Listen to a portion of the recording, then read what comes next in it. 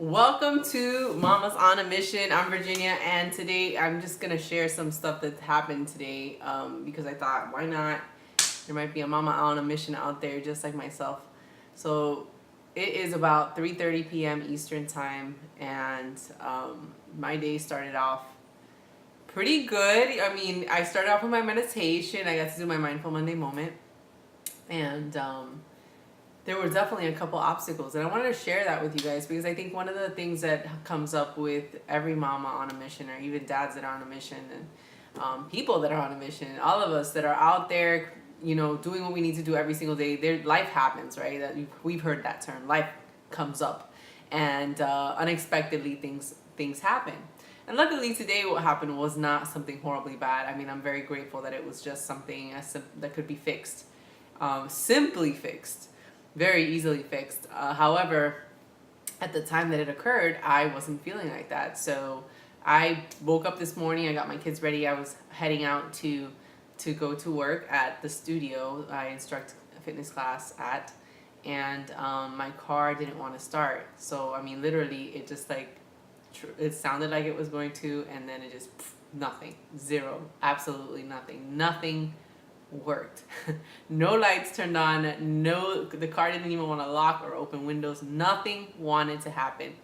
So I was just like, oh my goodness. I mean, what do I do? What do I do? I need to hurry up and get to work. I have clients that are going to be waiting for me to start their day off. And I have my kids that I need to, now I need to take them with me. I'm not going to have time to take them anywhere else.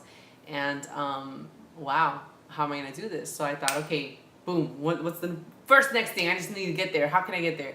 Let's take the train. Awesome. So we're on our way. We're going to take the train. All of a sudden, my son, the older one, steps on a pile of crap. Okay, dog crap. And I'm just like, oh my God. Time is running out. I mean, first of all, I'm already, I wasn't too late, honestly, leaving the house. But, I mean, now we have to walk to the train station. That takes even longer. So now he steps on crap. And I'm just like, oh my goodness. Oh, yay. I have a bottle of water. Boom. So that was my next step. Just clean off this thing as soon as possible while we're there. Not going to go back home to do this. And we'll keep going on our way. And he'll have to wash his foot later on, or wash everything really well later on. So we get to the train and we make it there. And I get to teach a class. And throughout the day, things were fine. I didn't really think too much about the car. My mind was kind of occupied in other things in the studio with my clients. And finally, of course, on the way back, I remembered, oh my God, I have this car, that's sitting at home that didn't want to turn on this morning, and I'm going to have to figure out how to turn this thing on.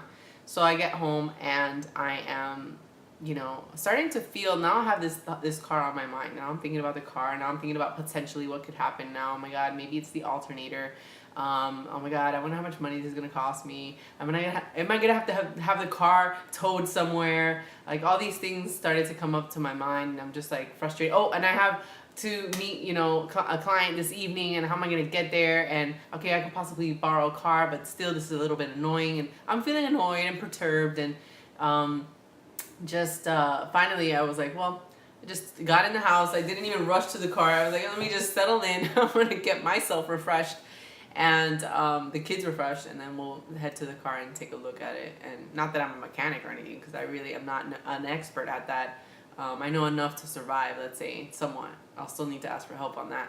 But yeah, I got to the car and I just opened the hood, and I'm just like looking at it and thinking like, oh my goodness. All right, let's try the battery out. Let's just take a look at it. And I'm just looking at this thing like, okay, it looks like it's connected. I don't know. Maybe I should just press down on the cables and see what happens. And I start pressing down on the cables, and boom, all of a sudden the car turns on. It was like magic. In fact, I was so I was unexpecting. I was not expecting. I was thinking, this is like messed up. I'm gonna have to fix this and have somebody fix it for me. That I was thinking this sound was coming from somewhere else, and I'm like, wait a minute, that is from my car. That's the speakers blaring music that was coming from my car. And it was just like a moment of like, oh my God, all this time I've been a little bit frustrated. Even though I was not really focusing on it throughout the day, there was still a hint of frustration in the background, just like, bothering me, kind of impacting a little bit of my mood.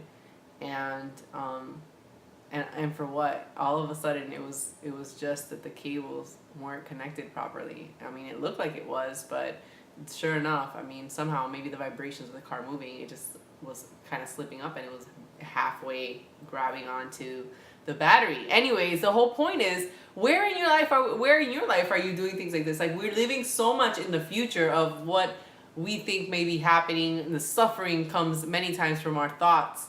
And yes, there are things that happen that cause suffering outside of us, but sometimes the way we think about it makes it even more of an issue, makes it more dramatic for us, makes it more of a suffer. You know, like we really suffer even more because we think even, you know, more intently on the horrible parts of this, or we think more intently on what this actually means in our future, what this, you know, what my future was potentially holding, having take place. More money being spent on the car, and, you know, having to deal with the tow truck driver, and then I don't even trust any mechanics, so like which one, where would I even go? I mean, all these things were coming up, and yet all I had to do was just take it one step at a time and just trust that with every small step I would figure things out. And we weren't sure, you know, we had to let go of the sense of certainty around the story that this car was, you know, not, you know, this car was pretty much broke down, and I would need to hire somebody to fix it. And then it's quite the opposite. I actually had somebody take a look to make sure that that was not the case, that I didn't have, you know, my fears were demolished. So the point is that, you know what, in life we all go through something. There's opportunities for things to happen, and obviously things outside of our control happen, but a lot of times, you know, the suffering doesn't always come from what's taking place, although that sometimes it is the case, but a lot could be added onto it based on our thinking if we were just to take our time with just allowing things to take place and not creating an elaborate story of, oh my God, this means this, and this just means that, and this is what my future's gonna look like all of a sudden, as if we all have a crystal ball. Why don't we just take it easy? Why don't we just like take it one step at a time? Because you know what? During this morning, I could have been suffering even more. I could have been even more flustered. My clients could have really felt it. None of them knew that. I was just going through my own thing. And again, it was in the background. It was barely there. But how many of us all do that? Like, just how many of you take your time to really just, you know what, let me just put this aside and not think about it right now. And let me just put this, whatever happened this morning, aside, and just pick up on this later on. You know, and I think the more that we do that, the less we are suffering in what we you know, in our minds about what is potentially gonna happen. And why don't we create better stories instead? How about that? How about we take it one step at a time? We just let go of whatever bad, you know, stories around it that are negative, and just recreate a new one. What if, you know, like my story, why didn't I just say to myself, hey, maybe it'll just magically turn on? Because it kind of felt like magic to me. I touch it like lightly, and sure enough it starts. Okay, great.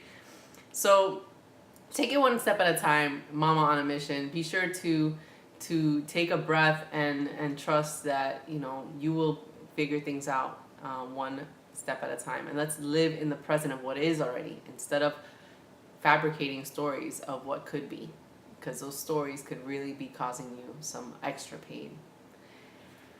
So that's all for today. That's all for now, I should say. And until later, be sure to subscribe to the channel if you haven't done so already. Also, check out Facebook. I have a Facebook page, facebook.com/VirginiaInspires. That's facebook.com/VirginiaInspires, and VirginiaInspires.com is the website. So feel free to subscribe and like the Facebook page. Until next time, remember that your circumstances don't define you. Your attitudes, decisions, and actions, they certainly do. Until next time, bye.